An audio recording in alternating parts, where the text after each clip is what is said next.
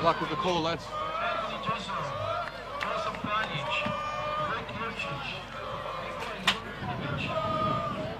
Good evening and welcome to live coverage of NPL Victoria. 2019 continues. Round 5 tonight and a highly anticipated fixture.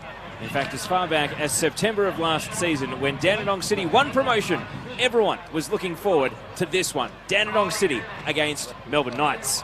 For the first time, Dandenong City in the top flight and ready to take on their sister club in a friendly derby, which, given the circumstances, may not be totally friendly once the game kicks off. Damir Kulash is my co-commentator tonight. I'm Teo Pellizzeri. Pleasure to have your company. And Damir, before I jump into the teams, just the anticipation of a game like this, huge for the Southeast, huge for Dandy City to finally take on Melbourne Knights in league play, having played them, of course, in Croatia pre-season cups and post-season cups and cup games in the past. Yeah, thank you for having me, Teo. Pleasure to be here. I think it's a massive game for Dandenong City. I mean, it was a club that was formed in the early 80s by the Croatian community down here in the southeastern suburbs that has significantly grown over the years. I mean, back when the Croatian community started coming into Australia, it was generally congregated around the western suburbs, around Geelong. So for Dandenong City, who were traditionally a state league team, to be up against a team that for the most part their supporters have seen in the National League, I think that this is a big fixture, a big occasion for them, and hopefully we'll get a good game out of it. Let's take a look at how the teams line up for tonight's match. Dandenong City, Carl Kennedy, their goalkeeper, 7, Cheyenne Alinajad, 8, Zach Thompson, 11, Mark Ochieng, 12, Sean Filipovic, 17, Liam McCormick, 19, James Kelly, 20, Anthony Polyak, 24, Luke Pilkington, 36, Stephen Topalovic, and 55 is Petar Franjic. For Melbourne Knights, Harry Chakarun in goal, 2, Luke Jurcic, 5, Aidan Bryce, 6, Thomas Lavuskok, 8, Jean Albano, 9, Hamish Watson, 10, Marian Svitkovic, 11, Nikola Jurkovic, 12, Corey Sewell, 19, Anthony Drizel, and 27, Joe Franjic. Adam Bavka is tonight's referee. Assistants are Isaac Trevis on the near side, Daniel Isaac on the far side, and Elmir Asipi is the 4th official. Melbourne Knights in their away white kit. They'll be attacking the left of screen or the pavilion end here at Frank Holohan Soccer Complex, and Dandenong City in their navy home kit with the red checkers across the chest will be attacking the right of screen. Damir, as we kick off, who's going to win and why? I'm going to sit on the fence tonight. I'm going to go for a 2 or draw. I think Dandy will obviously be on the up after last week's win. Melbourne Knights have had a tremendous start to the campaign. I think it'll be an evenly fought out affair. 2 or draw for me. And that whistle gets us underway. Melbourne Knights away at Dandenong City, a fixture that has visited us in the FFA Cup in years gone by when Dandenong City were a second division club in NPL 2. Now it's for league points. The crowd continues to build. We were hoping for as many as 1,500. We haven't quite got there yet. Maybe we'll crack 1,000 before the night is out, though, Damir. And certainly a match with a lot of anticipation as Ochieng on the ball here is dancing into a big meaty challenge from Joe Franjic. And straight away, some real intent being shown by both teams, and I guess the derby nature means that you're going to see challenges like that fly in. Yeah, a lot of people might think that this will be a friendly rivalry between two close-knit clubs, but I think on the field that all goes out of the window because there's 3 competition points on the line, and I think that both teams will be looking to get the better of one another. Franjic, who flew in with that challenge a moment ago. And his pass is misdirected here. Stephen Topalovic at the centre of defence. Crossfield ball. Nikola Jurkovic still playing as a right back for Melbourne Knights at present. Dandy City retained possession, and Anthony Polyak here able to slip away from Jurkovic and then shimmying through, and Franjic again committing himself for another big slide challenge. And he dispossesses Polyak, who is backtracking at the moment as Topalovic intercepts. And now Stephen Topalovic himself not unfamiliar with a weaving run, and that is a great pass into the path of Filipovic, and the finish was lacking. What a chance early doors for Dandy City, but Filipovic couldn't hit the targets. Yeah, it's a massive opportunity miss for Hajduk to take the lead there. I think Filipovic had more time than he thought he had, and he just scuffed his shot. Wasn't able to get the cleanest of hits on it, and ultimately a disappointing finish from a player who is expecting to get himself on the score sheet often throughout the course of this season. Now, one player I do need to ask you about, coming off a hat-trick last week, Anthony Polyak scored all 3 goals in Dandenong City's 3-2 win against Green Gully. What's his backstory? Tell us the scouting report on him. Yeah, I think Polyak was one that flew under the radar given the fact that he came in late in the off-season, and also because Dandenong City didn't announce him until a few days out prior to the start of the campaign, and he's come across from, as you mentioned, Queensland, had experience previously there with the likes of Brisbane City, Western Pride, and most recently Rochdale Rovers. Also had a stint in Sydney with Sydney United's 20s. Albano sliding it beyond the lunge of Joey Frunich, and the defensive midfielder getting up there. And Jean Albano, speak of going under the radar a bit, he's another signing that has had a solid, if unspectacular start to the season. But here's the thing, Knights have won 3 out of their first 4 games, so it's reflective of a number of their off-season recruits doing quite a good job to start the first month of the campaign. Yeah, most definitely. I think the scouting report around Albano was quite positive. I mean, if you spoke to Ante Jukic, he was speaking highly of Albano and what he could bring to the Knights, and I think that going into the season, he was an important off-season recruit for them in both an attacking sense and also as a midfielder to regenerate that midfield. Now, tonight's match is one of 4 live games that are currently going on. There were 3 under-20s games on earlier. As we see Svitkovic dispossessed here. Dandy City trying to clear their lines. Polyak, the aforementioned, to Luke Pilkington. Now Mark Ocheng in possession, but we do have Bentley Greens against Hume City, which is 20 minutes in. That kicked off at 8:15 Melbourne time. And also over at Green Gully Reserve, we have Port Melbourne home away from home tonight. They are taking on Green Gully, but they have had to relocate the fixture to Gully's home ground. So Gully won't mind that whatsoever. Here's a cross in, and a headed opportunity goes wide from James Kelly. And you expect better from Kelly in the air. That's actually one of his best assets. Yeah, and it's a great bowling by Pilkington. Obviously, Pilko and Kelly have both had, I guess you can say, a disappointing starts to the campaign, given that they've both been sent off in the early rounds. I mean, tonight's only James Kelly's second start for Dandenong City after that round 2 red card against South Melbourne. So they both players with points to prove, and I think that Kelly would have been expected to do a bit better there, maybe get it on target. In terms of the reasoning behind the fixture reshuffle there? Yeah, ground availability. Okay. So, unfortunately for Port Melbourne, had to sacrifice home advantage as Carl Kennedy gets his fingertips stung for the first time tonight by the Kiwi, Hamish Watson, fresh off a double last week. But isn't that a football-specific stadium? Just Port Melbourne are the sole tenants of it? I'm not 100% sure what the exact reason for the venue unavailability is. Of course, growing grass can prove challenging sometimes. I'm fairly sure the pitch did come in for some criticism after the game against South Melbourne a couple of weeks ago, but I can't tell you 100% that's the reason. I can also tell you there is one other game on tonight, Women's NPL, that has provided the only goal. Alamein 1, Heidelberg 0 after half an hour, and all of these games are streaming on YouTube and Facebook. Here's Cheyenne Lineger. Cuts it in, and then Kelly, a loose touch, had to go chasing it. Knights recover the ball. Tomislav Uskok plays it to Duzel, who's then giving up possession. Pilkington, Polyak, the danger man, went to ground, maybe a little easily. Adam Bafka had a good view. And so it is cleared away by Uskok in front of the hill. Facebook comments already coming in. Bo says, decent crowd. We are live and interactive, so make sure you send us a message on Facebook in the comments. Tag your mates in and let them know you're watching NPL Victoria. You've been to 2 Melbourne Knights home games already. Has Nikola Jurkovic been playing at right back, and has Corey still been playing at centre back? Yeah, that has been the plan so far, and Luke Juricic has been playing at left back. So okay. Jurkovic, you get used to seeing him play at centre back or even defensive midfield, as Ocheng with a crossfield ball. Brought down by Kelly. And now he's one-on-one against Juricic and is able to breeze past from the byline, and Corey Sewell takes the sting out of the cross and then clears emphatically. He's going to turn defence into attack. Jean Albano sprinting down at the edge of the box and then cutting in. Topalovic got a big handful of shirts and made it easy for the referee to reach for his whistle. Yeah, I don't think Topalovic's too happy with Alinejad, himself a former Melbourne Knights player, with his defensive no-show there, which forced Topalovic into covering a lot of ground to chase down Albano and ultimately foul him.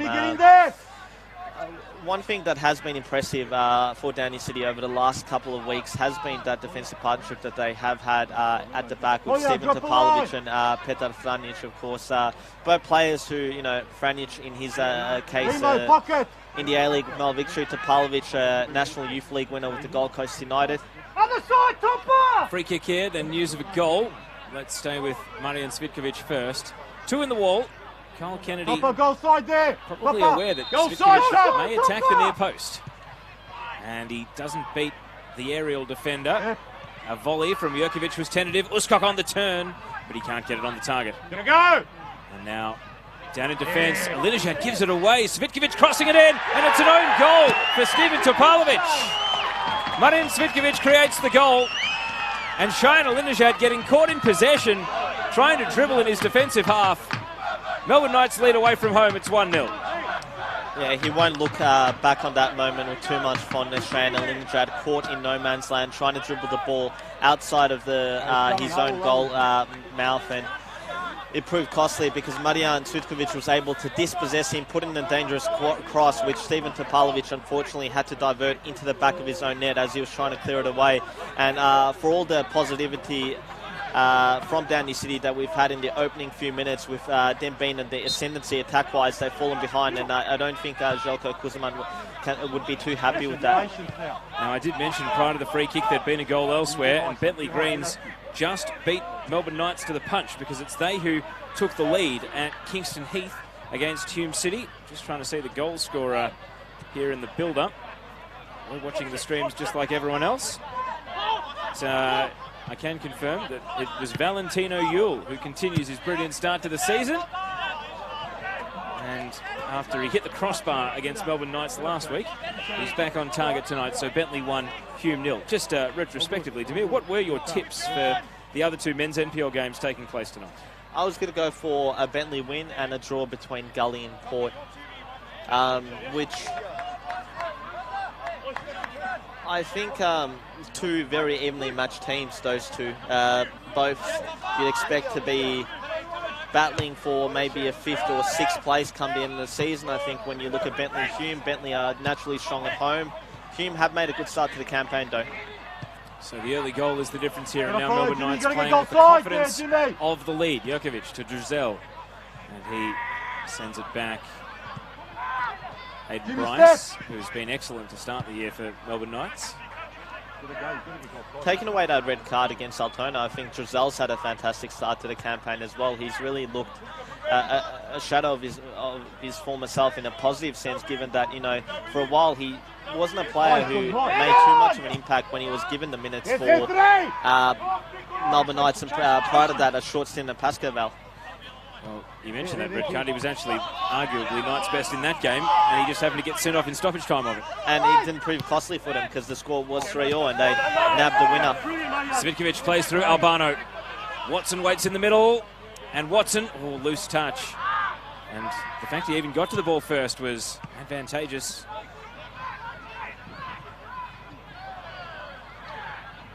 Now from the right side, a sweeping cross. Carl Kennedy is up, but he's front on met by Hamish Watson there, and the referee's swallowed his whistle. To me, normally the keeper gets the foul call in that situation. Well, look, it would have been interesting to see what would have happened had the ball spilled into Watson's path and been diverted into the back of the net. If Adam Bavkar would have kept quiet with his whistle, because I think that there definitely was a foul on Kenley there. But when you look back at moments, you look at that Filipovic chance that Dandenong City had. Look at it now. It's a massive opportunity missed for them, given the fact that Knights have gone on and taken the lead. Kieran Dover in the comments says Anthony Drizel, 2-year deal at Central Coast. Well, is Alan Starcic going to give Anthony Drizel a 2-year contract to me? Very good pronunciation, I might add. Look, they could do with worse, couldn't they? Given some of the players that they've had over the... They copped 8 last week. Yeah, exactly. I was there. So. Exactly, and I think, a lot, as the case of Matt Miller has shown, a lot of these NPL Victoria players that are still quite young in their early to mid-20s can definitely cut it at an A-League level if you do give them the opportunity. Foul here, still early. We've got goals going in around the grounds, though, with Bentley Greens 1 leading Hume City 0. And it is scoreless between Port Melbourne and Green Gully.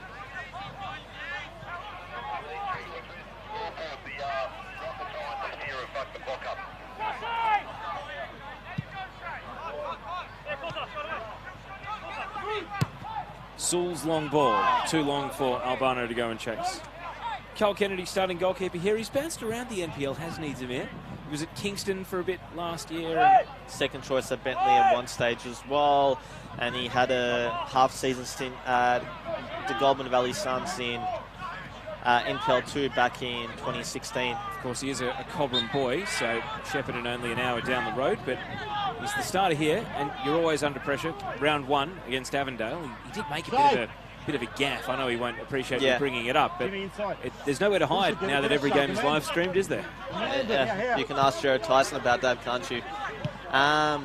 Interesting also with Carl Kennedy, given where his overseas experience is grounded as well. Of course, spent some time playing in Iceland. Sheang overruns the ball, and then he's caught in a pincer movement between Sewell and Duzel. He goes and commits a foul trying to win it back. Yeah, I've seen a bit of Dandy City this season. Obviously, I was at their first home game against Pascoe Vale, and I've seen a bit on the highlights. And I must say, I think Mark Otchieng hasn't been the signing that I think a lot of people would have anticipated. I expect a player that's coming out of an A-League setup. Had also some FA Cup experience last season with the Adelaide Comets to do a bit better, but he's yet to find his feet in Victoria. Who knows? Could change, particularly tonight. Juricic trying to cut in, cleared by Alinejad. Wisconk. And in goes Alinejad with the challenge. Yeah. A couple of much better defensive contributions from Alinejad, who, from memory, did play in a more advanced role last week. I believe Drayden Unmack was City's right back with Pilkington at left back. Headed clearance attempted by Zach Thompson, and now sailing into the arms of Kennedy. I think Iki Jawadi's sending off last week, coupled with Brandon Mann, also now high shape. High and wide been injured and out of the starting 11, ensures that Kelly and Alinejad are into the starting 11. Sorry, Otchieng and Kelly. An open shape. And we do have Otchieng playing sort of in central midfield, which in round 1 I did see him start at right back. Hops one over the top here. Flag stays down. Polyak out on the left, drawing over some attention. Time! And then he plays it to Kelly, driving low, and he needed a deflection there off Corey Sewell, but he stepped away from the ball and out it tumbles for a goal kick. He hasn't been in Victoria for too long, Anthony Polyak, but he does have a goal-scoring record against the Melbourne Knights, because he did score in the side's late pre-season fixture between the two, which I believe Dandy City did end up winning. Come on.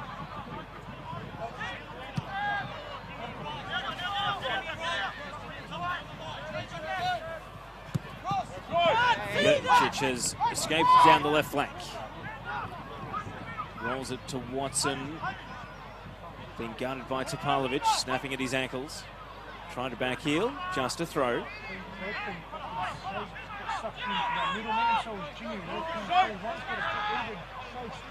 Wisconk. Telegraph the pass. Alinejad, and now the counter-attack may be on. Corey Sewell poked his left and right foot out at the ball and volleyed it into his path. And then Alinejad almost giving it away to Watson, but Topalovic is there to mop up. Kennedy under pressure, had to be pinpoint with the pass, as does Alinejad here. He just kicks for territory and finds the safety of the touchline beyond halfway. Probably a smarter option than looking for McCormick, who did have a defender on his back there and might have resulted in another sloppy turnover. Alinejad once again, he's been a bit of a magnet to the ball early in this one.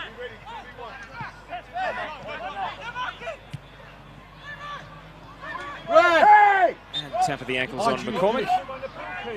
Say, Kenya. You'll go.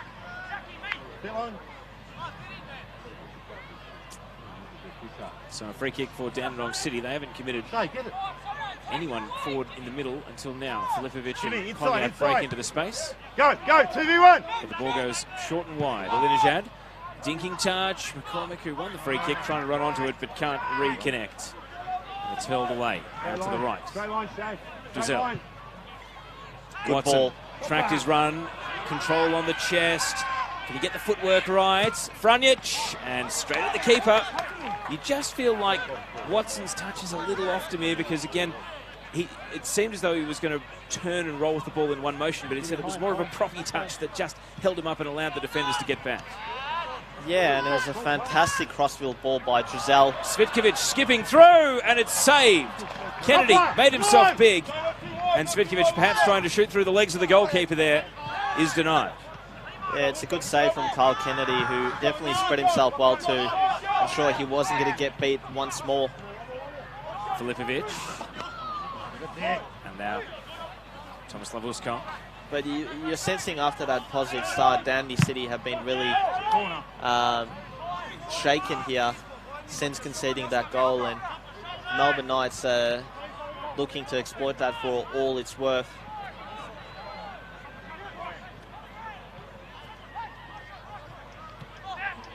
Ari Chakarun, the goalkeeper for Knights. Jimmy, take him there. Jimmy, there. Giselle pulling the strings at the moment for the visitors. That pass not so good. Zach Thompson didn't have it for long. Watson. Cvitkovic made a clever run. And Topalovic, like a rugby league player, perhaps inspired by the Melbourne Storm last night, just goes through and barges him over. It's a big boy, Topalovic, and well, he makes Watson look small, but Watson's a bit of a chunk of a hunk as well. Yeah, as I try to get the right word. As Cvitkovic body checks Alinejad there. Yeah, and Hamish Watson, what a start to life at Summer Street. 5 goals in 4 games, and he'll no doubt be looking to continue that hot streak tonight. Let's be honest, there are not many New Zealanders that haven't been capped by the national team that make it to this level of football, Demir. So is it a bit of a surprise that Watson's never been an all-white? He did have a similar sort of hot streak when he was at the Wellington Phoenix when he initially burst onto the scene, but he wasn't able to maintain that form. And I guess, you know, with the likes of Chris Wood, formerly Shane Smeltz, and Costa Barbarouses, Marco Rojas, he's come along at the wrong time, I guess, hasn't he? Yeah, but then again, you've had players like, I think, Monty Patterson, who's gotten about 15 caps, and he, you know, didn't feature sporadically for the Phoenix. So, well, and I even think of as we had Knights players giving themselves up offside there. Sam Burfoot, who was called into the New Zealand national team when he was playing in NPL too. Yeah, at Eastern Lions. Yeah, it's a bit of a strange one because you often have players that you think are playing at a decent level that aren't getting the opportunities with New Zealand, but others perhaps are. We'll come back to that in a moment because we have an anecdote about this very ground we can refer to pertaining to the New Zealand national team. But Melbourne Knights are on the attack. This is Duzel to Uzkan. Jimmy. And then he rolls it to the left for Jocic. And that is simply given up to the keeper. The second to last time we were here, Demir, was for a streaming game between Dandenong City and Northcote, in which New Zealand international scored for Northcote in that game. Moses Dyer, who at that stage we assumed was going to be a good, you know, shout to get called up into the All Whites Confederations Cup squad back in 2017, but he didn't feature too much after that. I believe he left mid-season, and last time I checked he was playing in one of the lower leagues in Scandinavia somewhere. From the right side, great shimmy, the cutback, and Cvitkovic cleared by Alinejad. Challenge at the penalty area from McCormick. It's fallen to Giselle, maybe just lost his bearings as he twirled around trying to get the ball under control at his feet. Jocic, Knights putting on the pressure. Juskok. And Jocic, who's now living in the attacking half, the left back. And he takes on his man here, leaves Kelly behind. Crossing it into the near post. Topalovic getting through a mountain of work. In Dandenong City, you've got to weather the storm here. No foul for Filipovic. You got to whistle forward. Uzkan and Carl Kennedy's hands grasp onto the ball gratefully here. I did speak to Željko Kuzman, the Dandenong City coach, beforehand, and he did mention that tonight that they, you know, are under strength to some extent, given the fact that Iki Jawadi is suspended. They've got Diego Ferreira still to come in. Stipo Andrijašević is still a few weeks away. Brandon Mann was a late injury. I should correct you, Braden Mann. What did I say? Brandon. Braden, yes. Who got an assist last week. And he got Nick Kalmar sent off for Green Gully. Yeah, and there was a bit of a hoo-ha over that, because I think a few members of a few supporters of Dandenong City were giving Kalmar a few choice words as he was getting sent off, and Steven Topalovic had to come in between the two and act as peacemaker. Kelly. And that one rolls below the touch of Filipovic.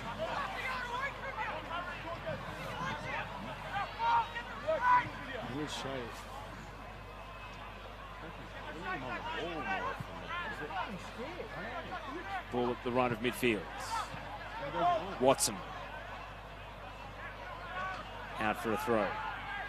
Angelo says, good crowd in the comments. Every time we pan to the left, every time Melbourne Knights go on the attack to me, we see the grandstand, which is curiously built here at Dandenong City. But I understand that where we're standing in the scaffold here tonight, in the future, we will be looking towards a far greater array of covered seating, a pavilion arrangement of sorts. That is in the plans, I hope, still.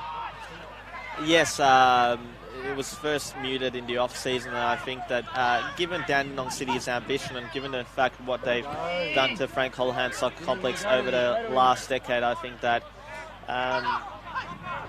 probably will be a sure thing that they can get that off the ground and running as well. It'll be nice to have a media box, hopefully in the future there as well. With that said, their setup here is one of the better ones. Yeah. We've got a roof over our heads, and standing in the scaffold, we've got a bird's eye view and maybe even a bird's ear view of the, a bird's ear listen of the coaches. As Polyak breaks on the left, cutting in, and then it's 2-on-1. Jokovic slides the ball away. We've spoken about Danny City. We haven't mentioned the Melbourne Knights sideline and their gaffer, Mickey Trolina, who is always full of energy. Yeah, and I think, Trolina came into the season. His 3 previous top flight stays with St Albans and a couple of seasons at North Geelong had resulted in relegation. And I think that given the greater resources and the stature of the club, he would have been looking to make his name at Summer Street and, not only survive this season, but, mount a finals push. And I think given the start that they've made, they should be more than comfortable if they can continue to form. There's Kelly here. The ball rolls away from him. He's been on the end of a couple of half chances so far, at best. You wouldn't say any of them were particularly clear-cut. And now Knights transition to attack only briefly. Here is Zach Thompson from Altona City. Long ball down the right. Corey Sewell. And the back pass, dangerous. Filipovic had a chance. And the goalkeeper able to cut off the angle there, but that was a giveaway from Corey Sewell that invited on some pressure. Very poor giveaway and good pressing from Dandenong City attackers, particularly also to Filipovic to find himself in that position, but wasn't able to ultimately trouble Chakarun, who stood his ground well. So we wait for a corner kick. Is this Dandenong City's avenue into the game? Knights a very tall team. They'll be hard to score against in the air. Here comes the corner, and attacking the near post. They had 2 players almost stepping on each other's toes, and you see the frustration from Kelly as he and Pilkington piled up in each other's way. Yeah, the former Bentley Greens pair, who Pilkington also actually has a very good, record when it comes to set pieces, because I think the vast majority of his NPL Victoria goals have come from similar positions. Knights already having dallied once in defence. They're going to clear their lines a bit more promptly this time as Aidan Bryce launches it long. And Petar Franjic heads it back to his goalkeeper, Kyle Kennedy. Push it, yeah, just push him. Push it. Topalovic. Hey, you gotta open your fucking mouth. You gotta run this game. Zach Thompson. Commander, man. Come on. Now, I've asked you about the backstory on a few players. Zach Thompson, Altona City, known as a state league team that had a pretty busy couple of seasons recruiting, both interstate and abroad alike. Zach Thompson's one player who's now found his way up to the NPL as a result. Can you tell me much about it? Not too much. I do know that he is an Englishman. Englishman, correct. 26 years old. But apart from that, not too much about him. You know, his previous experience back home in the UK is a bit of a mystery. I was a bit surprised with Dandy City, you know, the visa spots, coveted visa spots, that they didn't maybe have, you could say, greater ambitions. But I think from what I've seen so far of Thompson, he could be useful for Dandy City across the campaign. So far, I haven't seen well, he's struggling to get into the game tonight, safe to say. Which, you know, sort of, I expect, you know, much like the A-League, you expect visa players to lift the standard. Lift the standard, exactly. And Dandy have Thompson, and who's the other one? Is Kelly still a visa? It's a great question. Alinajad. McCormick nodding it on, and then Corey Saul. Well, their other visa last year was Ben Everson, if I'm not mistaken. Who's now at Bulleen. And there was also, you had Josh Knight, who is also at Bulleen, and Waitley, who is also back in NPL too. I can't remember whether it was Bulleen or one of the Moreland clubs that he's at. Dario in the comments says, who scored for Knights? It was an own goal. It was Steven Topalovic's own goal from a Marian Svitkovic cross. And James says this could get nasty for Dandy. Knights are all over them. But the good news, I guess, as far as the home team are concerned is, have they weathered the storm? The frequency of attacking forays has died down a bit. And now in the 30th minute, it is still only the odd goal that separates the two teams.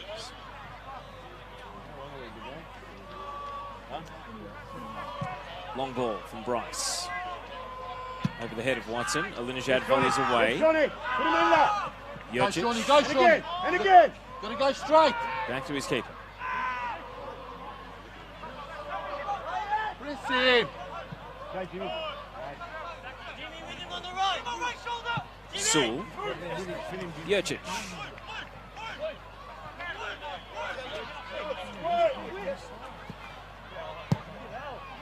Eventually opts just to hit and hope. Aerial duel. Uskov. Svitkovic. Left the ball behind. Half-time at Kingston Heath. Bentley Greens 1, Hume City 0, thanks to Valentino Yule's goal, which, if I'm not mistaken, I'm trying not to include his Community Shield goals. Would that be his 5th of the year or his 3rd of the year, Demir? 5th. 5th. Plus 2 in the... No, plus none in the Community Shield. Scored a brace against South Melbourne and then added another brace against Green Gully. So 5 in 5 for Valentino Yule, and he's still got 45 minutes to go. And didn't someone make the point on social media that I think last season he'd only scored 4 for Adelaide City over the course of the whole campaign? Well, who's his coach at Bentley Greens? Johnny A. Who is known for getting the best out of players. Saul with a big hip and shoulder attack on Cheyenne Alinajad. And in spite of the height difference between the two players, it has drawn a foul. And so Alinajad has been ironed out here by the challenge of the man affectionately known as Sideshow Bob. How's that not a card, man? Tell you who would have been happy with that one. I think Taylor Regan, who himself had a bit of a similar one in the FA Cup a few seasons back on Mel Victory's Mitch Otston. Yeah, that was solid contact. Looking back on it on the stream, he is absolutely poleaxed him, churned through him there.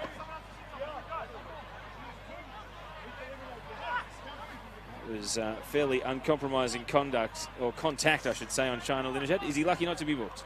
I think he is. You know, didn't seem to have a lot of regard for the ball there, and just seemed to want to clean up Alinajad to prevent an attack from eventuating, and he's definitely cleaned up the former Melbourne Knights swinger.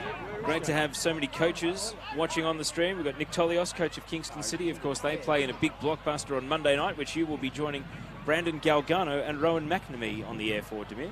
Correct. We've also got Louis Sevsky and Preston Lions, of course, who drew Dandenong City in the FFA Cup. So I'm sure he's delighted with the opportunity to conduct analysis from the confines of his own home instead of venturing out here to Endeavour Hills. And also we've got Gabriel Marcage from the Geelong Galaxy. And also the Geelong Soccer Club, where they will be the stream game 5 p.m. tomorrow away at North Geelong Warriors. What a match that will be. But right now, we wait for this free kick.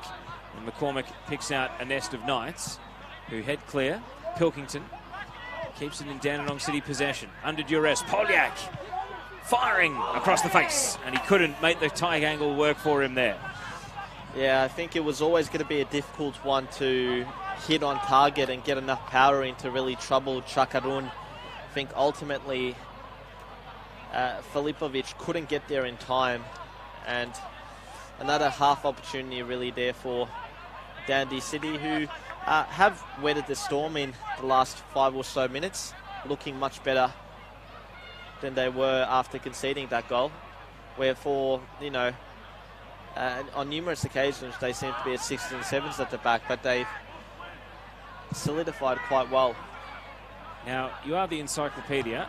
What time is the Champions League draw tonight? Is it when we're on air, or is it after we finish up? Based on precedent, should be around 10 o'clock. All right, so it'll be touch and go. So just after 10. I think it starts at 10. Okay, we should be on air then. Maybe we won't get through all the ties, but we'll keep an eye on it. Ball goes out for a goal kick here as we do worm our way ever closer to the half-time break. It remains 1-0 in favour of the visiting team. Still just over 10 minutes to go. A lot of people in the comments praising the crowd, and it's great to see, Demir, because when streaming started, a few of the maybe older school types would have been worried about the at-ground attendance, but the reality is that I think this just alerts people to the fact the league exists. And, you know, you mentioned Luachevsky not having to make the trek across town. You're looking at potentially a 2-hour drive if you finish work at 5 p.m. and then wanted to try and get out here. You'd be lucky to, you know, make it for an 8:30 kickoff if you were working in the north or western suburbs. So why not head out to a game in the north or west and then open this one up on your phone from elsewhere? Yeah. What did Johnny A tell you last week about making a trek to Summer Street? Yes, I believe it was from Chadstone to Melbourne Knights. Took him over 2 hours to get to the ground. In peak hour traffic on a Friday afternoon, yeah. And the back pass here from Kelly. Oh, Kennedy was sold a real lemon, and it is a corner. And these are the sort of mistakes that when you're down on your luck, they get punished. You think back to the A-League game with Vedran Janjetovic, in fact. Some corners are easily dealt with, and others, they just punish you that much more. What are the chances, hey? So we wait for the corner kick to be swung in by Marijan Svitkovic right in front of a busy stand, and that kitchen will be working overtime with the famous Dandy City pork belly and chavapi. And Melbourne Knights are looking to feast here on a second goal. Swung to the far post. Kennedy gets up, tries to redeem his conceding of the corner. And not out of danger just yet as Bryce loads up and went for glory. But he sent it well wide. One player that I've heard good raps about is Aiden Bryce. What can you tell me about him? I think that the start to his season's been very composed and organised. I know they conceded 3 times against Altona Magic, and Mikael Hemmen, with a textbook header, managed to lose the attention of the defence for one of the goals. But he gets through a lot of work. He makes a lot of interceptions. He is a magnet to the ball. And where Corey Sewell was perhaps a bit error-prone for the Bulleen Lions last year as they got relegated, Aiden Bryce has been quite a calming influence on him. And you know, Demir, that one defender can make a huge change to the dynamic of an entire back four and collectively lift the performance of their team. Yeah, and I guess for Knights, one of the good things about his form and, you know, bringing him in last season as well is that it's freed up Tomislav Uskok to play in midfield, which you could argue is actually a better position for him. Watson. And not for the first time in this half. Bit of a directionless long ball is picked off by Kyle Kennedy. Get high, Jimmy. Get Shay higher. Get high. Yes, top. Yeah. Yes, Shay, get there. 50-50 ball. Linejad got there first. Filipovic, it's going to break kindly. Linejad, another crack at it. Shouts for handball, go unheeded. Shay, come on. Looks like it did come off the arm of Uskok, but play continues. Drop, Svitkovic, Jurkovic. And can't link up with Albano.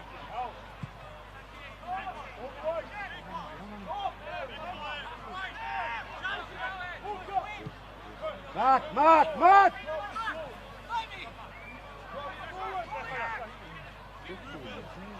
Lukiacic's pass. Joe Franic. Jimmy, you've got to step here. Now you've got to go here. He's got to be close to something. Come on. You can't Refresh my memory, Demir. The Franic network. So we see this long ball here. Great touch from Watson, but then he lost his feet at the key moment. Svitkovic. And it's blocked away. Important from Petar Franic. Duzel. Joe Franic, and now Juricic, unhappy with his cross. So, correct me if I'm wrong, but who are brothers, and where does Ivan fit in or not fit in? Ivan is Joseph's older brother. And Petar is unrelated to both, yes? I believe he's unrelated, yes. A namesake. It's a very common Croatian last name. Quickly taken free kick, and Duzel sends that one into orbit. So much so that, if I'm not mistaken, I believe Strathmore split, who are what, State 3? State 3, yes, still going in the FFA Cup though. Have a player called Ivan Franic on their books. Let's go!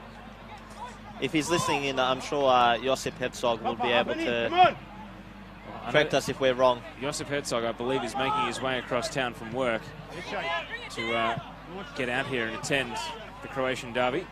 When I got to the ground tonight, Demir, a couple of the players were asking if Josip was on with me tonight, because they're already getting used to him covering all the Croatian teams. Of course, he is a journalist for Hrvatski Vjesnik.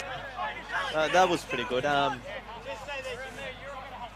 the Croatian Herald, for those of you unfamiliar. So I'm sure they would have been disappointed to know that it was myself on the mics with you tonight. Of course, there's a big pile of Croatian Heralds on the bar here at the counter inside the club rooms at Dandy City. So, who says print media is dead, hey? Well, speaking of which, we'll stay with this attack first. Albano, probing pass, intercepted by Linejad. And now an unkind deflection. Albano is played in by it! And it's saved. Out for a corner kick, Kyle Kennedy saving the day, and luck was a fortune for Albano as the ball broke into his path, seemingly from an innocuous situation. That's a great save from Kennedy. Really was the definition of something out of nothing, wasn't it? It's an outstanding save, and he's had a couple of those since they've fallen behind, where he's really come to the rescue for his side. So a corner kick. And at the near post, Polyak clears. It'll sit up Duzel. And through traffic, it deflects only off his teammates and out. He probably won't be watching because there isn't a Hellenic team playing, but I just want to give a shout out to Alekos Katsafaris from Neos Cosmos. The NPL season lift out, which I believe was 20 pages, hit my desk this week. And I went and got Eleni Tarikos to read it to me because it was all in Greek. I couldn't read a word of it other than a couple of the names.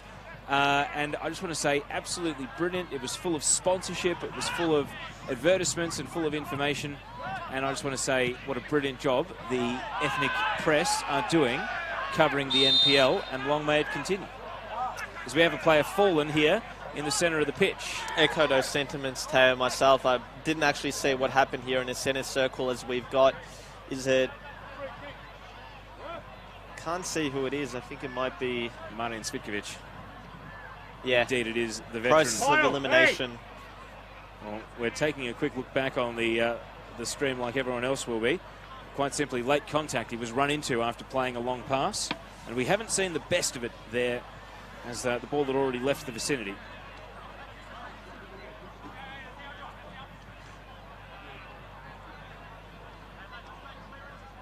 So Svitkovic, who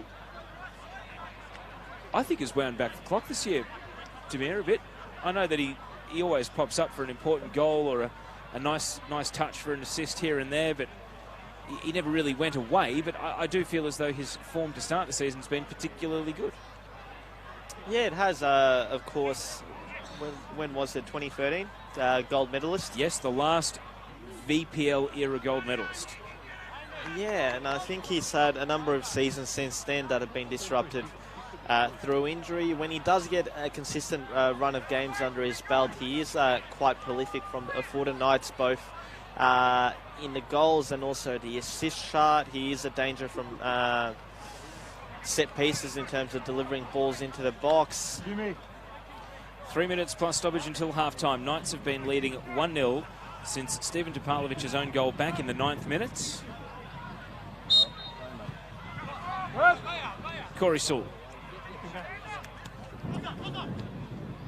Into the channel, touched back to Duzel. On the overlap, Jurkovic.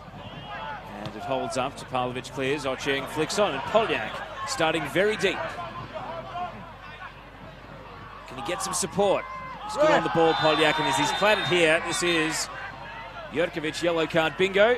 If your money was on the 43rd minute, cha-ching, there it is. First yellow card. I must say, as much as we joke about it week to week, his discipline has actually been far, far better this season, both in terms of committing fouls and getting booked.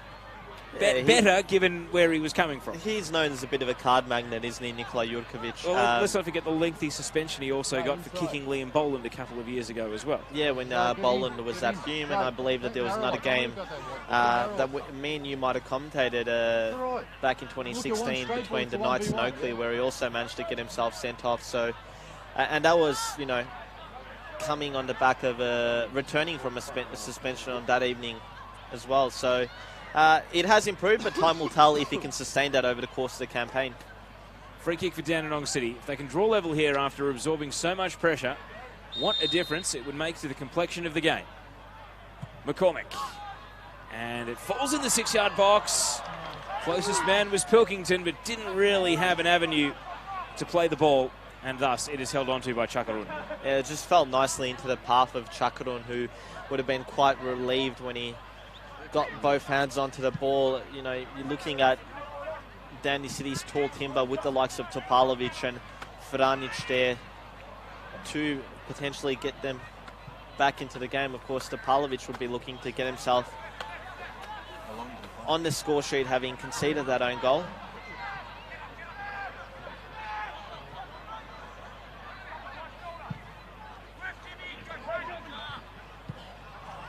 As that ball bounces on past Alinejad, not far from finding out from the fourth official how long in stoppage. It's been a fairly brisk first half here.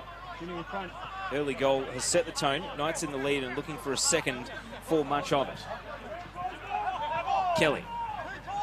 Zach Thompson. Directing traffic. Polyak made the run, but the pass was skinny.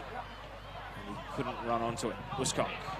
Is there a twist in the tail? Can Knights strike late behind Franic? But here's a clip on from Albano. It's a delicious ball. Franic kept his feet. Dare I say it, Demir, he should have gone to ground because it looked as though his ankles got tapped. I think he's too honest. In terms of bodily contact, I think Alinejad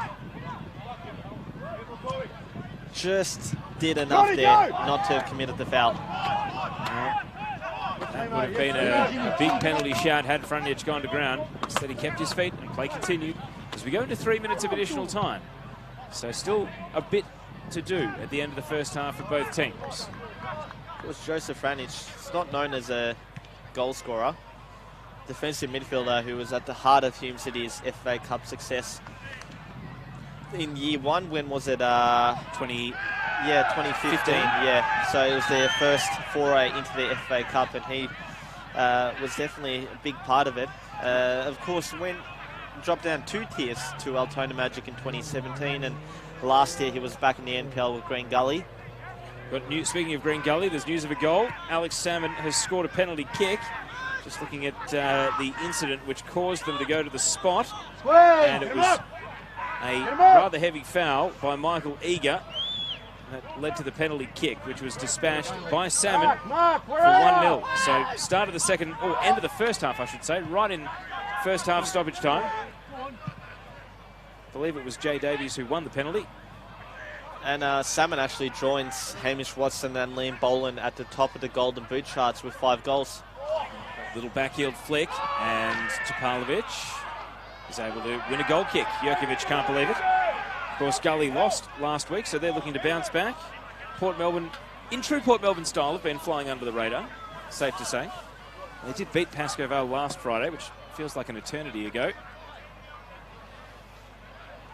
So, in first half stoppage time, the game has since gone to half-time.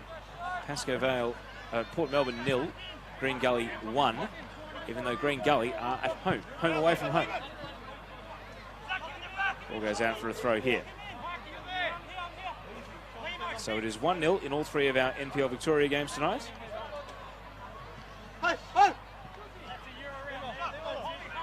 Into the last 30 seconds of additional time here in Endeavour Hills.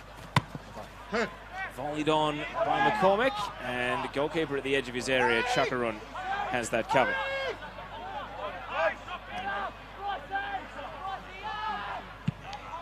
Yeah, it's been a half of chances for both teams. You think back to that Filipovic opportunity in the opening few minutes of the contest and how differently the game might have played out had he taken that one.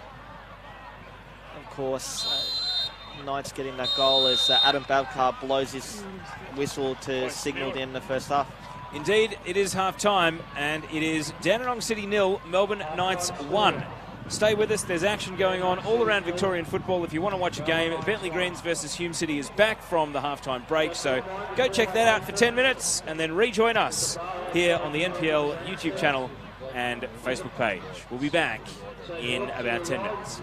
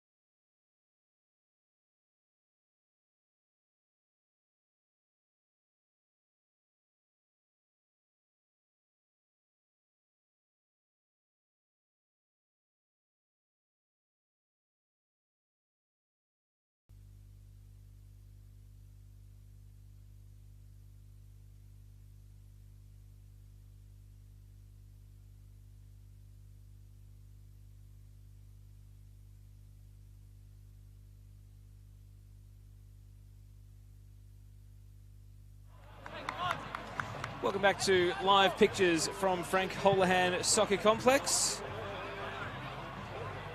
Teo Pellizzeri and Damir Kulash, your call team tonight for the contest between Dandenong City and Melbourne Knights, where the visitors lead courtesy of a Dandenong City own goal. It's going to be a tough avenue back into the match. Damir Kulash, can the home side rally, having absorbed so much pressure in that first 45 from the visiting team?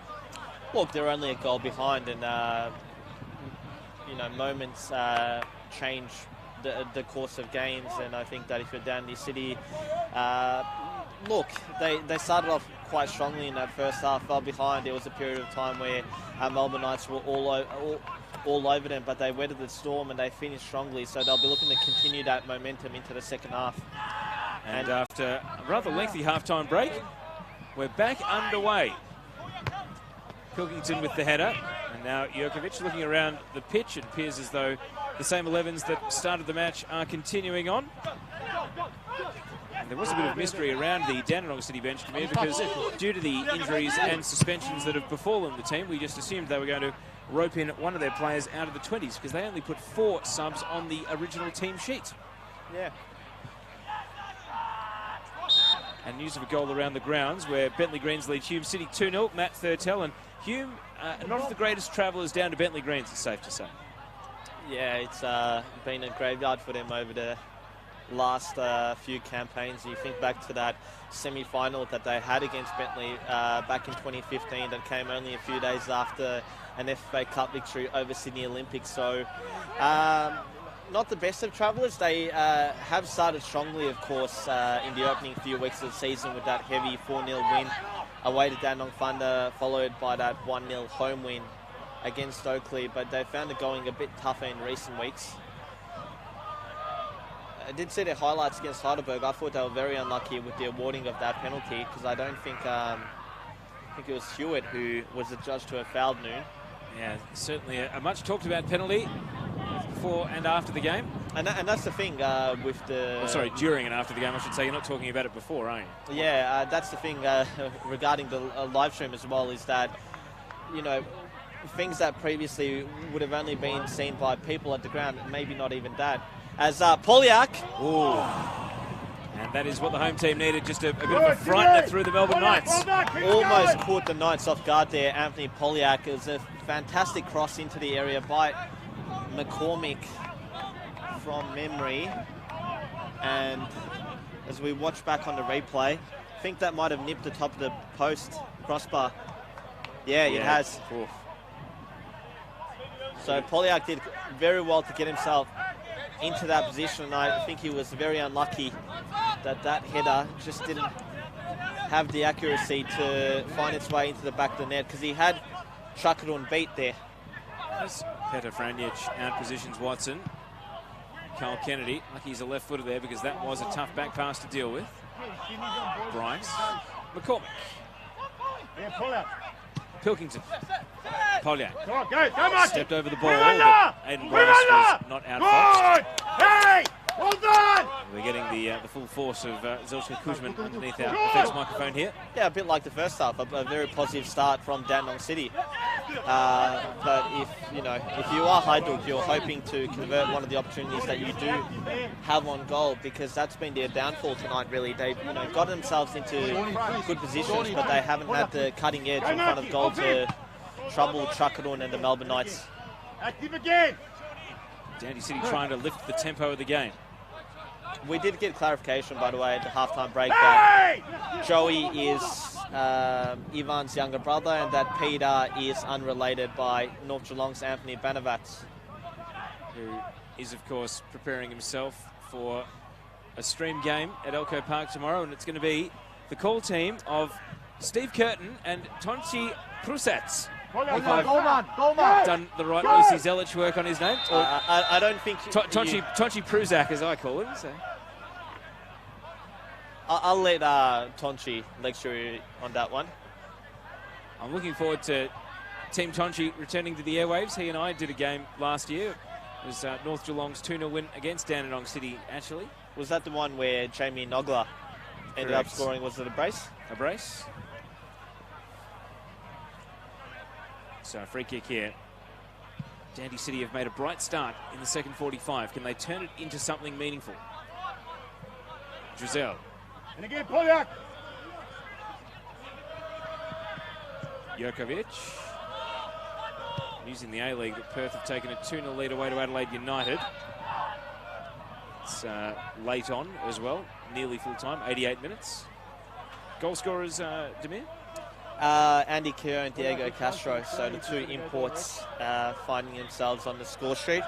Good news for Newcastle then, yet another team still not quite secure in the top 6, and good news for Central Coast, because guess who they've got at home next weekend? And the T-Pairs 9000 will be commentating Alan Starcher's home debut. Central Coast versus Adelaide. After a good pronunciation in the first half, you haven't started the second half off very strongly because it's Stajcic.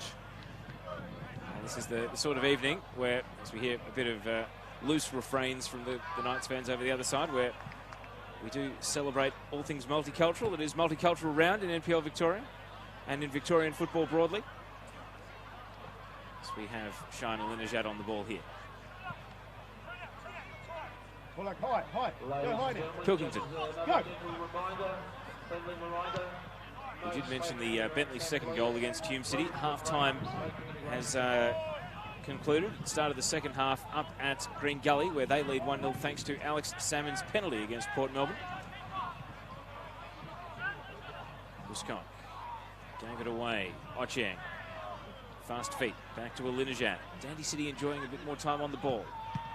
And as I say that, commentators curse. Alinejad conspired to boot it into a Knights opponent. It's been retrieved by Zach Thompson. Now Pilkington. Polyak.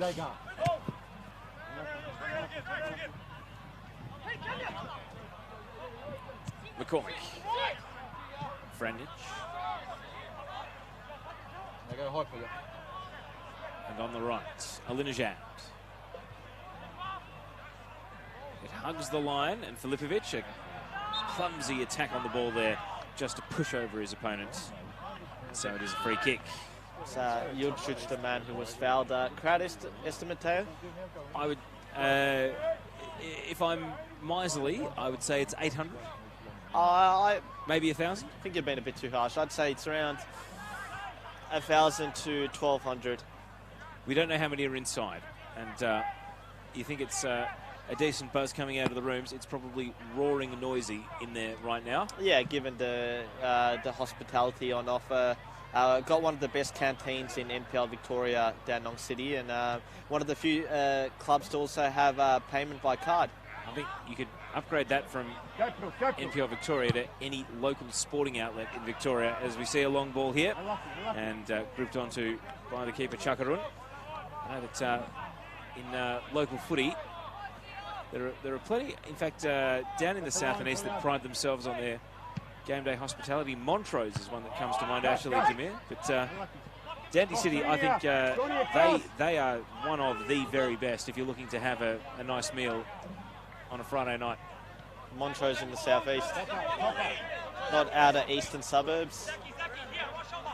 Anything south or east of the FFV office is the peninsula to me. Well, we're in Team 11 territory, aren't we? Yeah, we are. Lest we forget, I suppose the flame still flickers. Do you want to give us your thoughts on Team 11 and maybe hope for the future beyond missing out on the latest round of expansion? You know I'm biased, so... but that's why I'm asking. I must say disclaimer. That's why I'm asking for your opinion. Southeast. Look, you know, I think it was bitterly disappointing that they weren't given the license to be the 11th team in the A-League, given the fact that Matt Winley had done a lot of great work, particularly out here in the local community. You talk to a lot of people, whether it's at clubs like this, like Dandenong City, Dandenong Thunder, the big boys who are NPL clubs that themselves, you know, might have potentially aspirations to be second tier or, you know, pro-rel teams, national pro-rel teams in the future, down to, you know, church league clubs or, you know, lower state league clubs. And didn't hear a lot of negativity regarding Team 11. I do understand that they're still hopeful of potentially getting an A-League franchise in the future, and an A-League license in the future. Nothing has taken place at the land that was originally, allocated to potentially be their home stadium in Dandenong. So, I guess you can say that there's still hope there, but all eyes on Western United to see what they can do next season. You know that my dream scenario is that Team 11 still gets in, and football has the city of Melbourne surrounded with Western Melbourne Group on one side and Team 11 on the other. I think that would be just about perfect. No, not too sure many of our friends in South Melbourne and Melbourneites would agree with you, though. Well, they'll find their way in via the second division, promotion and relegation. Best of both worlds. I agree with having the best of both worlds, but, maybe given some of the, rhetoric that was coming out from one of the bids, that they have a right to be in the top tier, national top tier.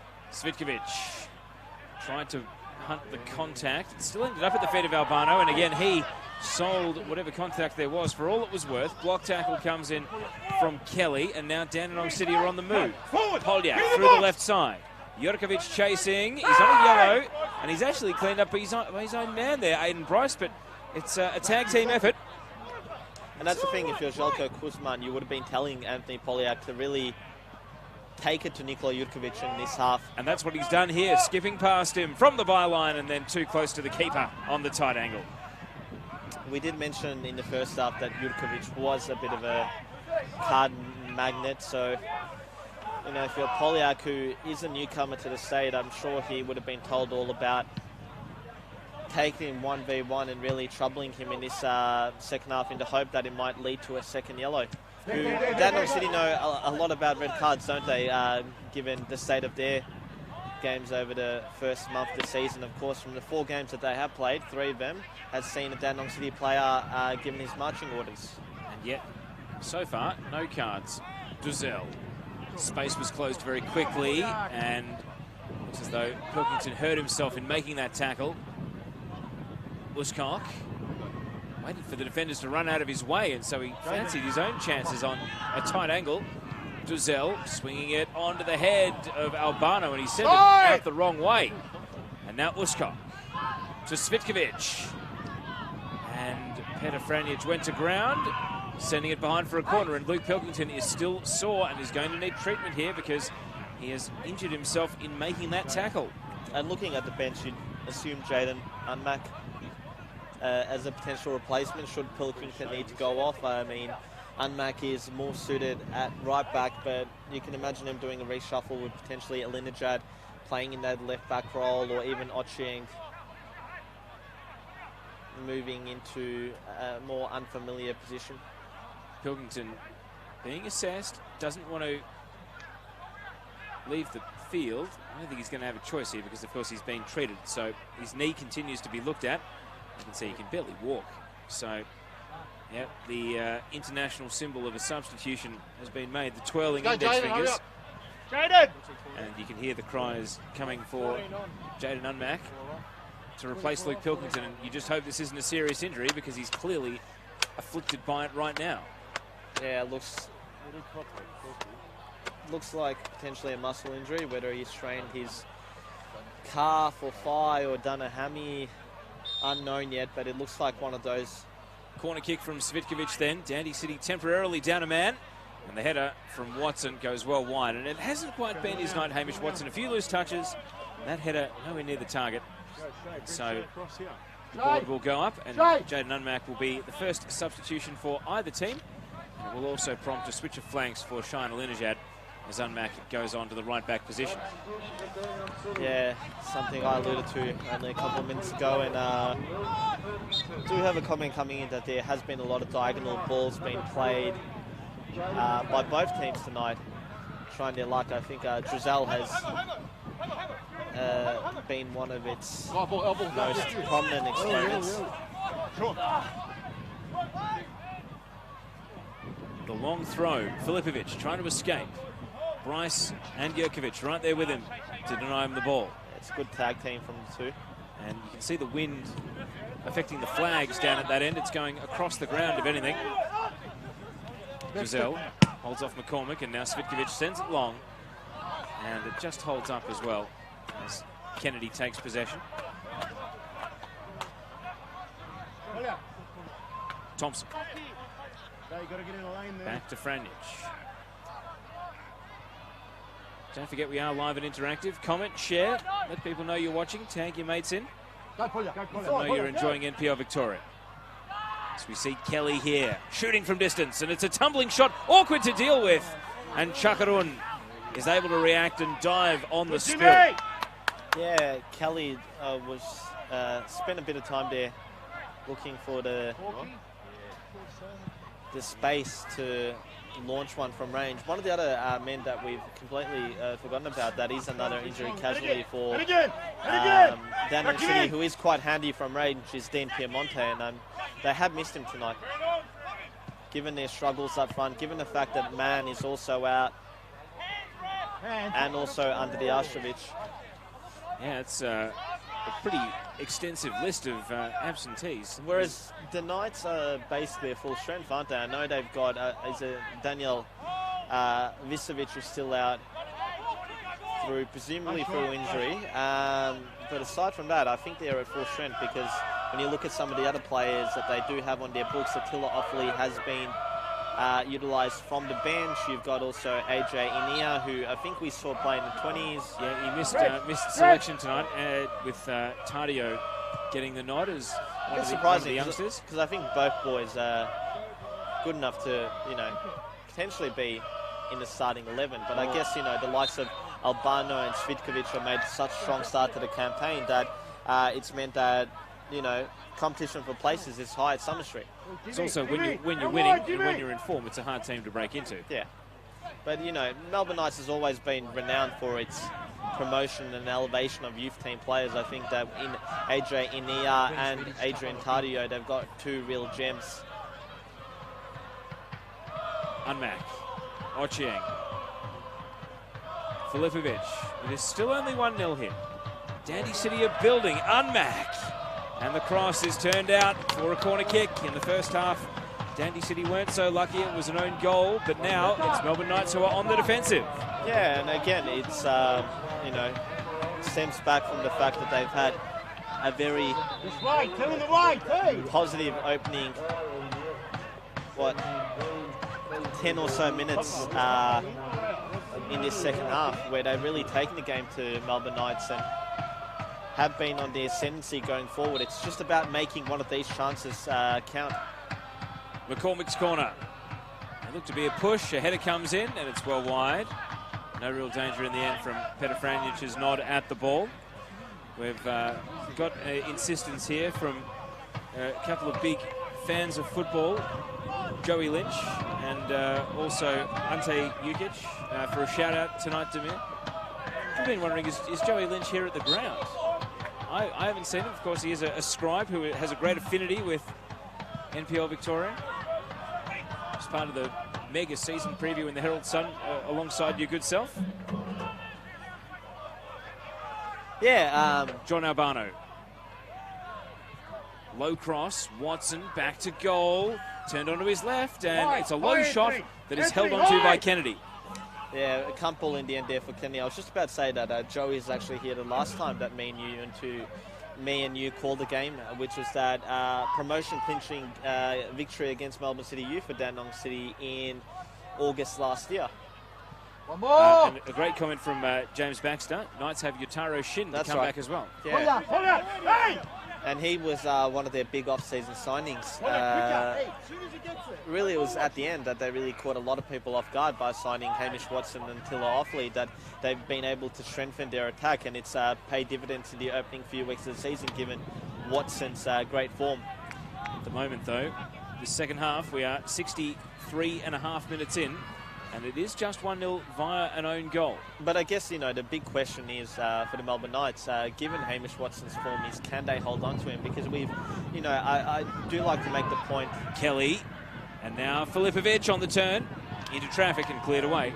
I do like to make the point he's probably the Knights' best centre forward or number 9 since Andrew Barisic, who had a great start to the 2015 campaign before departing midway to sign a contract in the top flight of Hong Kong. So, Asia, who knows, potentially even the A-League might come calling for Hamish Watson if he keeps up his good form.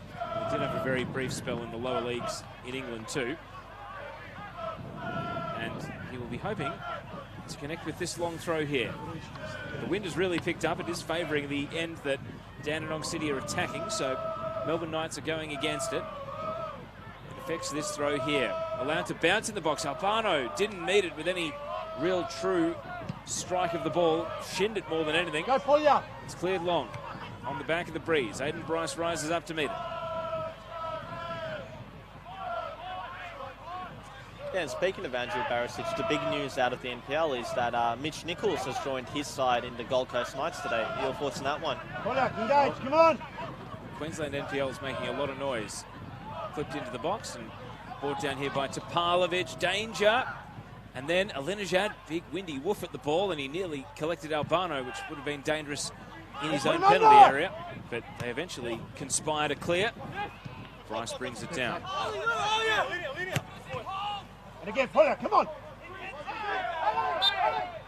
We saw Lions FC only lose 1-0 to Adelaide in the FFA Cup, and then ended up losing to Campbelltown City in the NPL National Finals. So yeah, and the Queensland teams generally have done quite well in the FA Cup. I mean, it was only a few seasons ago that we saw Redlands United defeat the then defending A-League champions in Adelaide City, and Brisbane Strikers, and also the team formerly known as Palm Beach Sharks have had a few deep runs.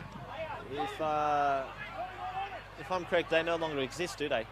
they're now under a different name.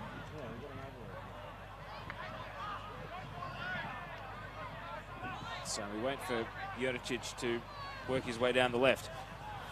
Of course, their former coach, Craig Pittick, is the coach of the Gold Coast Knights now, and of course his brother leads Port Melbourne. Adam Pittick's Port Melbourne 1-0 down to Green Gully still in the second half of that game. Bentley Greens 2-0 against Hume City. That is now in the 85th minute. That one is 15 minutes ahead of this one.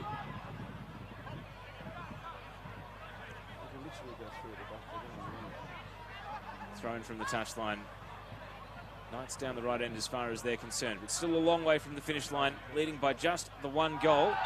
There's an ugly challenge flying in there from James Kelly. It's no stranger to the referee's notebook over his career. Yeah, very agricultural challenge from the Englishman. Bryce, attempted through ball. Albano holds it up, Svidkovic, and his shot is blocked by Alinejad. Assistant referee's copping an earful because Topalovic dealt with Albano behind play there, just shoved him out of the way. Play continues. Filipovic to Ochieng. Can he get forward? He lost his footing at the key moments. Yeah, I think he just slipped there, Mark Ochieng. I don't think there was a foul in that one, as we heard some half-hearted appeals from the Dandenong City bench. Didn't see the incident between Topalovic and Albano. It did occur behind play, but there doesn't appear to be too many remonstrations beyond the initial phase. As the TV tower was nearly in the gun there from that clearance. McCormick, Alinejad. Filipovic dispossessed by Jurkovic. Hey! The other way! It's their way! Dandenong City thought it was their foul, not to be. Duzel. Long diagonal ball. Watson against Dunmac. And as he was dragged back, Topalovic went through to take the spill. And now he's away. Topalovic feeding it into the path of Kelly. First time ball, and it balloons off his boot. And what a waste that is. Yeah, just that end product that's been lacking from Dandenong City's performance tonight. They've done a lot of things right. Come on, boys! Up until that final ball that has just been missing, whether it was Filipovic's early chance or numerous other half chances that they have had on goal since then. They haven't really troubled Chakarun to the extent that I'm sure Željko Kuzman would have wanted them to. Great to have Josip Herzog in the comments saying couldn't attend, but thanks to the broadcast not missing a minute. Josip, we're missing you this weekend because we had Josip commentating a number of games over the first month, but his work's got in the way this weekend with the Grand Prix in town. So, Josip, we're looking forward to welcoming you back to the airwaves for round 6.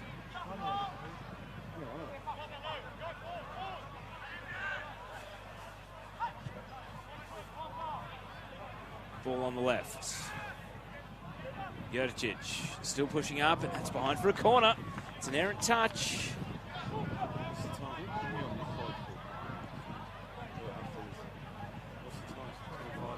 So a bonus corner kick.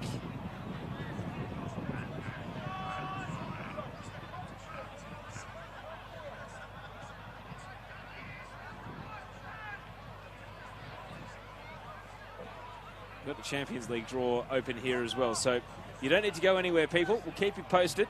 You can stay with NPL Victoria. Here comes the corner for Knights. Duzel. And up went Jurkovic. He has one-headed goal already this year, but that one slid out at the far post. And it is a goal kick. And the score remains 1-0. As an Arsenal fan, Teo, who are you hoping your team ends up getting in the final 8 of the Champions League? Fire, Mark. Quiet, you. 71st minute. Still plenty of time left in this game. Knights want a second. They want a safety net. And Svitkovic cannot find a way past Franja Chair. Kelly. Ball falls, McCormick. We've only seen the one sub so far through 71 minutes, Dimir. Do you envisage a change that could be in the offing for either team? I mean, with Dandy City's injury struggles, it does make it a bit hard, given that, you know, Greg Lombardo is a defender. Anthony Fio is the only attacking change that's available to Kuzman based on the information that we have received regarding the Dandy City bench. By the way, has he done a Michael Fio and shortened his last name? What was Theodoridis, yes? Theodoropoulos. Theodoropoulos. Jimmy, Yeah, Jimmy, I quite on this liked, side, change. quite liked the lyricism of his name last year in the Northcote games I did, including, of course, the FFA Cup. As McCormick to Unmac. Spinning, can't evade Franic, though, so he's corralled. And now he's able to get forward. Oh, late contact from Jurcic on McCormick, but no foul. Out it goes. Of course, Unmac himself is the youngest player in the field at the moment, being only 18, and he initially burst onto the scene the last time these two teams met in a competitive fixture, which was that FA Cup game back in 2017 when he was only a 16-year-old. He was making a lot of waves. Of course, Unmac is Gippsland-based, I believe from Traralgon. One of the few players in the NPL that comes from that region of Victoria, which was, of course, represented in the former National Soccer League by the Gippsland Falcons, Morwell Falcons, Eastern Pride. It is one of the great, perhaps, shortcomings of the NPL that there still isn't a Gippsland team. I guess they haven't been able to unite the tribes there to either have one team emerge. Of course, Warragul is still going in the FFA Cup. They're in State League 1. So if they were to finish in the top 2 this year, Demir, they would become an NPL team, but they'd still have to get the juniors and the coaching badges and the facility up to scratch, none of which I think are even close, unfortunately, at the moment. If they were to finish in the top 2, challenging the likes, of course, of Richmond for that title. And it's another region that was, you know, actively involved in that Team 11 bid for an A-League franchise license. Maybe it's just consigned to a bygone era. You hope not. Maybe Gippsland will rise again one day. Right now, though, it's Dandy City who want to rise, and that long ball from Kelly to the berating of his teammate McCormick. Long ball here from Duzel. Alinejad. Ochieng. There. You can tell that neither team is satisfied with just the one. Around the grounds, we're into stoppage time at Kingston Heath, where Bentley hold 2-0 against Hume City and look set to win and return to the winners list and make it 4 from 5. Here's Uskok. Sending it to Albano. Low ball, and the first time volley is netted by Duzel.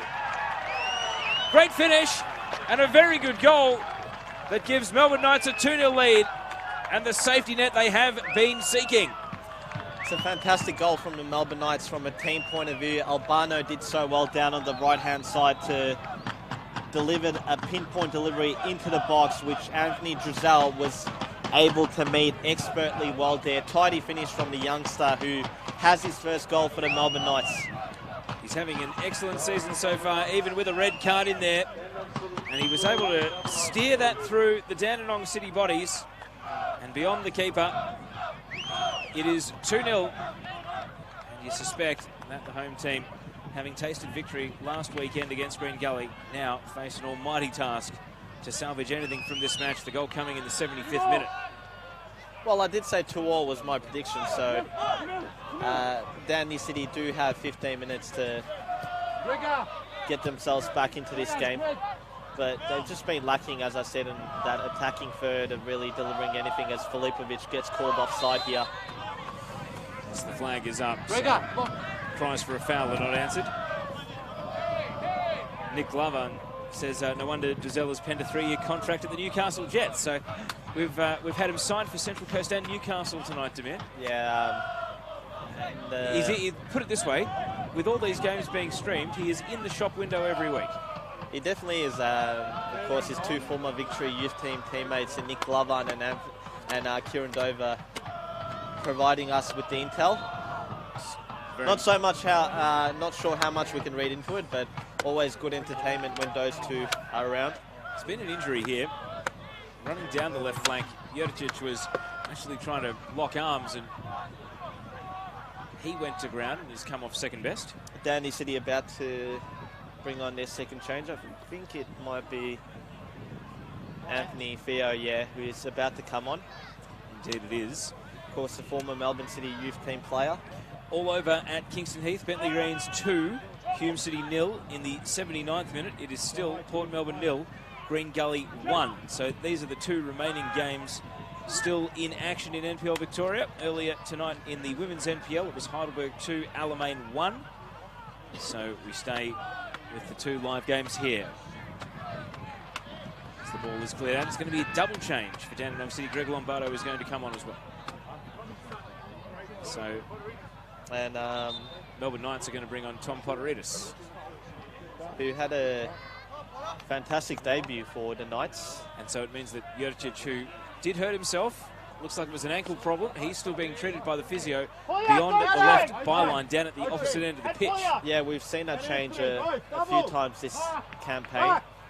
And now Polyak, whose header at the start of the second half that glanced the crossbar was Dandenong City's best shot at an equaliser, comes off. And we also see Mark Ochieng depart the game. Lombardo and Theo come on for old time's sake. Theodoropoulos. Is Topalovic going to play as a centre-back, as a centre-forward here? Because Greg Lombardo has gone to partner Petar Franic at the back. It's on the ball here to Topalovic as he delivers the cross in. And it's going to be teed up for Thompson, who is then stripped of the ball. And it is the most recent goal scorer, Duzel, who escapes. And now he distributes to Watson. Oh, it just hasn't been his night, has it? But he won't care. He's on a team that's 2-0 up. Topalovic in at his feet, knocking the ball away. And the Knights are about to bring on Attila Offley, who has taken off his bib. He's been sparingly used, Attila Offley, so far. Yeah. Look, a lot was expected of him when he made the move to Heidelberg last season after a prolific start with Hume City. But he... Foul given here, free kick to Melbourne Knights down in the right corner. But he hasn't been able to replicate the Attila Offley of old that we saw a lot of in NPL 2, where he was just on fire every week. He'd get himself, if not a goal, then a bit more than that. At one stage, he was going toe-to-toe with Brandon Barnes in the Golden Boot race back in 2016. Well, it's absurd to think that, I think they were 5 points clear at the top of the league, weren't they? Whittlesea Rangers, with Attila Offley seemingly scoring every week, and yet they still collapsed down the stretch and missed out on the top two, and now they find themselves battling to avoid being relegated into the third tier. And that was, of course, when they were managed by a former Melbourne Knights legend in Minkor, Bully Basic. How times change. Martin Cvitkovic is the man who's going to come off, and Knights are going to just wind a few seconds off the clock here before this free kick as Cvitkovic leaves the game, and on comes Offley.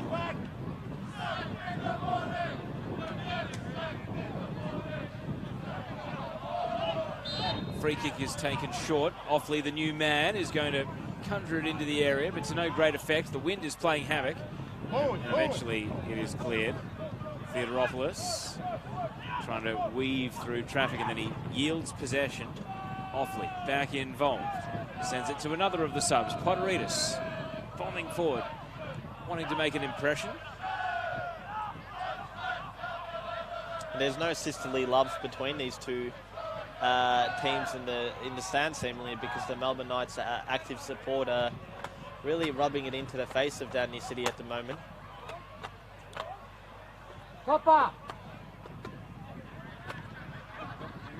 So throwing it right back for Dandenong City. Time is their enemy.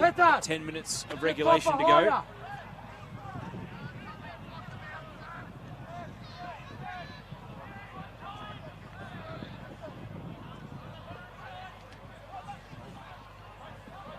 Champions League draw going on at the moment. Ajax first team out. Jimmy, high! 83rd minute over at Green Gully, and they still lead 1-0 against Port Melbourne. Bryce will be hoping to maintain another clean sheet as we see Albano here. Past Lombardo he goes. Offley denied by Alinejad. And now across the face it goes. Offley still chasing. Knights remain on the attack. Offley. Bit of a tame cross. It's volleyed away by Thompson. And, we have a blockbuster tie. Ajax versus Juventus, Demir. A replay of the 1996 Champions League final. We do have some clarification in the comment section from our mate Josip Herzog, who is mentioning that Anthony Drizel might have been invited, or you know, has already been on trial with the Central Coast Mariners. As I said, they could do worse, and they are doing worse at the moment, given their latest set of results. They've won one game in their last, how many, Demir? 28? 27? Too many to count, really. Long clearance here, sails out over the fence. And at the moment, Melbourne Knights are starting to lock down on this 2-0 lead. Tony says, watching from Thailand. And James says tonight's the best game Albano has played for the Knights, from what I've seen. Next tie, Liverpool versus Porto, Demir. Not happy. Why are you not happy about that? Are you a Porto fan, are you? I'm not a Liverpool fan, that's for sure. So we're yet to get an all-English matchup, which is interesting.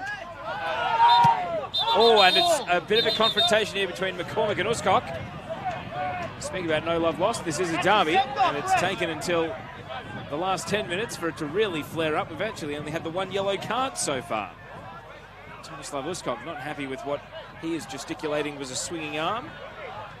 Yeah, Adam Bafka is a really good referee to try and calm the tempers, though. Cards are out. And it's going back to the Champions League draw. It's well, I'm just looking at the incident again. I don't think there was much in that from McCormick at all. Uscock gets booked, and there's absolutely no friendliness. McCormick gets booked, and they refuse to shake and make peace at the end of it. So clearly haven't enjoyed playing against each other tonight. Yeah, much ado about nothing there. Spurs against Man City. Which means the last tie is Barcelona against Man United. And I think United will play the second leg at home, so might be of some advantage to them. Gee, what a shame that Spurs got Man City and Man United got Barcelona. Who are Arsenal getting in the Europa League? No, I don't care. All right, let's hone right in here on the last few minutes of this match. And Demir, I might, as this game peters out, get your tips for the rest of the weekend in the top flight as Offaly tries to feed Albano, and it's intercepted by Lombardo, breaking away out to the right. Corey Sewell at the centre of defence. And now McCormick, fresh off getting booked. Bit of attention late from Albano. Cleared by Potteridis with the aid of a deflection. Tomorrow at 3:15, Adam Sarakoglu and Joel Frucci will be your call team for Avondale versus Pascoe Vale. Is this Avondale going 5 wins from 5? You'd think so. They've started off very strongly and they look to have made Adventure Park a fortress. I know it's early days, but they've definitely been alongside the Melbourne Knights, the high flyers early on. Pascoe Vale, a mixed start for them, really. Of course, it was always going to be interesting to see how they commence the campaign, given the, I guess you could say, the extraneous circumstances in the off-season with the Hakeem situation, and I'm sure it would have turned their minds away from football for some time, as we also get a goal. So Green Gully have made the point safe, 88th minute goal. Looks like Knights get ready to bring on Ivan Matthew Fletcher, I think, might be the goal scorer for Green Gully. Definitely him and Jonathan Boonis getting the majority of the plaudits. So that's 2-0 for Gully. They're going to win against Port Melbourne tonight and return to the winners list. It's going to be Hamish Watson who's going to make way. A very defensive change, but they'll be looking to preserve the clean sheet and get their second consecutive one. Then 6 p.m. on Saturday, Bilal Ali and Adam Ulatash make their return for Heidelberg versus Dandenong Thunder. This is a tasty matchup, isn't it? Yeah, it is. Dandenong Thunder have surprisingly been very good away from home. Heidelberg Olympic Village is a fortress for them. I think it's hard pressed to come to any sort of conclusion other than a Heidelberg win. But who knows if Brandon Barnes is on form.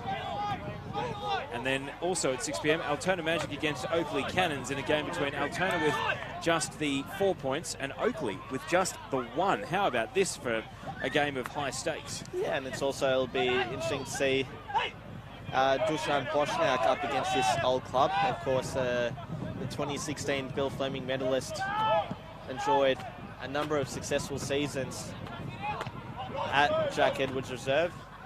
Be, I'm sure, looking to add to the torment for the Cannons, who have really been poor. I'm afraid there's no other words to explain their start to the campaign. And then Monday night, the big one, yourself, Brandon Galgano and Rowan McNamee will be down at the Grange Reserve. I will be watching on eagerly. I don't think I'll be sneaking down to the Grange, but I'll leave it to you guys to do the commentary. What do you reckon is going to happen when Kingston Ole plays South Melbourne Ole? I think Kingston are due for a win. They haven't had... Really? Yeah. Well, you're tipping against South Melbourne. I am. You're giving South Melbourne Twitter 3 days to come for you, Demir. It's all love. I'm sure they know. Saturday, Sunday, and Monday to track you down. I don't mean it in any sort of spite. I just think Kingston are due a win. South a bit of a stop-start beginning to the campaign. I think they've got a lot of good players going forward, but defensively they've been at 6s and 7s at times. You think back to round 1 with against Bentley, they just couldn't handle Valentino Uwal, and I think even last week Stefan Zinni tore him apart defensively. That is going to be a blockbuster. It'll be a good crowd as well. Be a huge online audience. The Monday night game has been the highest rating, Demir. So don't say that I'm not generous, because I don't think I've done a Monday night men's game yet down at Kingston. We've had yourself, we've had Dean Minear, we've had Michael Thompson. Now we're going to have Brandon Galgano. Well, it just shows you how advantageous, unique fixturing can be in terms of picking a time slot that's... It's begun. George Kouramalis. Oh, Demir, you've tipped against South, and you've tipped against South Twitter. I mean, where did Kingston finish in the Oceania Club of the Century rankings, Demir? Not very high. Not very high indeed. McCormick. at right back is Unmac.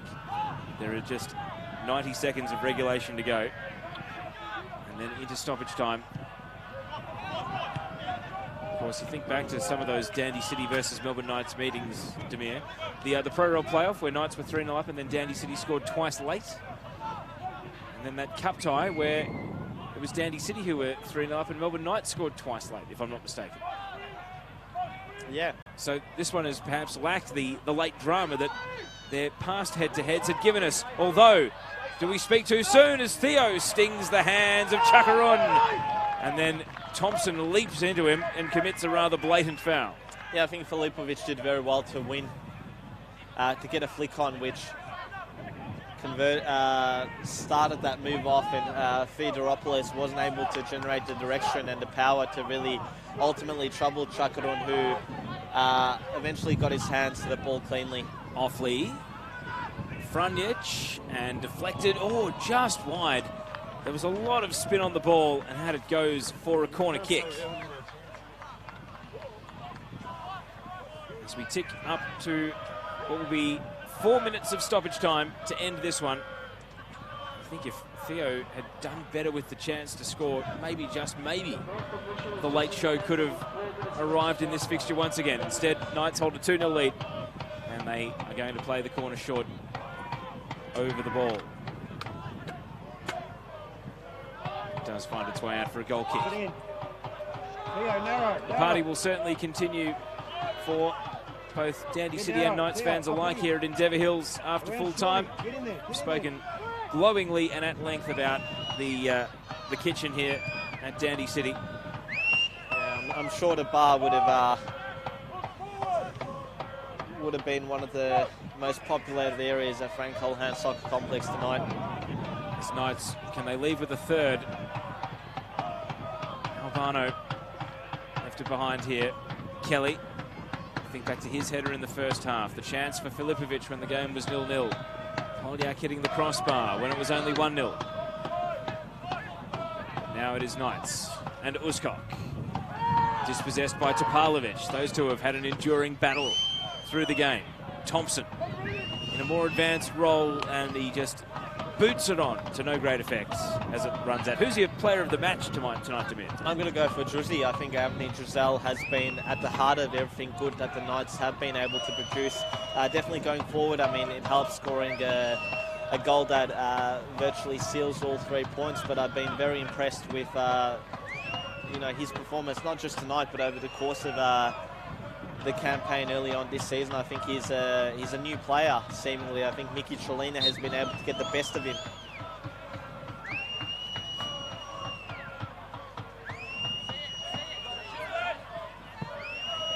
Two minutes of 4 stoppage expired.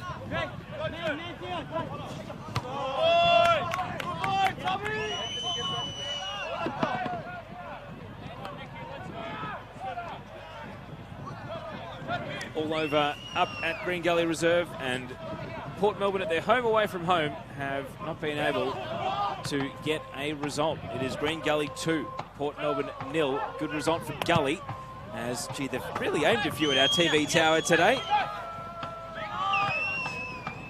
Here's McCormick. I'll give you the live table then as we head into Saturday action. Avondale on a perfect 12 points and a goal difference, a muscular goal difference of +9. Bentley tonight, with their win, improved to 12 points and +6. Melbourne Knights improved to 12 points and +4. So there are 3 teams with 4 wins. Avondale get the chance to go 5 from 5 tomorrow.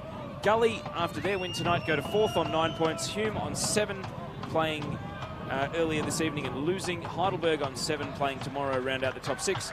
Thunder on 6, South Melbourne on 6, Altona 4, Pascoe 4, Port Melbourne 3, and then in the Pro-Rel playoff spot, Dandy City on 3, Kingston, who play Monday night, on 2, and Oakley Cannons in a crucial game tomorrow. They are on just the 1. So the pace setters continue to pick up points. 3 teams on 12. Avondale with the chance to go to 15 tomorrow, as this one is cleared away. Yeah, I can't remember the last time the Melbourne Knights had such a strong start. Maybe back to the 2015 season under Andrew Marth. I remember them and Bentley being the 2 front runners early on. And at the byline, ball goes out. Corey Sewell booting it away. We're just playing out time now. Melbourne Knights have done enough on this visit to Frank Holohan Soccer Complex. And another clean sheet potentially on offer.